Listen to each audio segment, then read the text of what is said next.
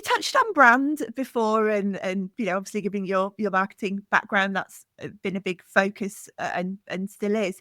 Interested in specifically, I guess the kind of the personal brand side of it, because I think that's always really interesting for particularly entrepreneurs, but also business owners, and also I think a shift in the way that people perceive and interact with brands, that kind of shift to it being about the person, the founder, the CEO, as opposed to perhaps just the overarching brand.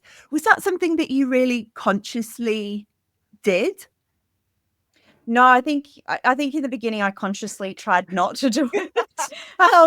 Because putting yourself out there and in front of the brand is really scary. And we were talking before we started about the sound of our own voices. Like, I hated the sound of my own voice, and putting yourself in front of the camera and doing all those things is really, really like daunting. And somewhere along the line, it just started to happen. And I guess for us with the way that we recruit, that whole like business model is based on the fact that I didn't have flexibility in my life around my kids, and I wanted to be able to work from home and be there with my children. And so putting my story in those messages, like around recruiting those customers, has been really important, so that our contractors, so that they align to those values. And also with customers, because customers are using our services because they don't have enough time, and I can definitely understand that. So I guess it just sort of evolved that I had to be part of it, and it definitely has been out of my comfort zone to do that. But I think the more you do it, the more confident you get at it, and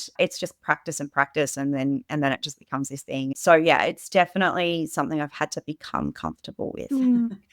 It's a really, I think, a really important point, because I think from the outside, I think people assume that the confidence to do that comes first, and it's the confidence that allows you to do it.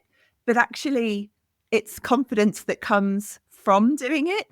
And in the beginning, you're nervous, you're scared, it feels a bit, vulnerable putting yourself out there, but you kind of just got to push through it. And on the other side of that is the confidence that comes. And as you say, repetitions over time, you get more used to it. But I'm going to do it, and I'm going to figure it out as I go along. As I go. Exactly. I still feel like I need to vomit every time I go on stage to present or anything like that. I don't know if that will ever get easier, but no, probably not.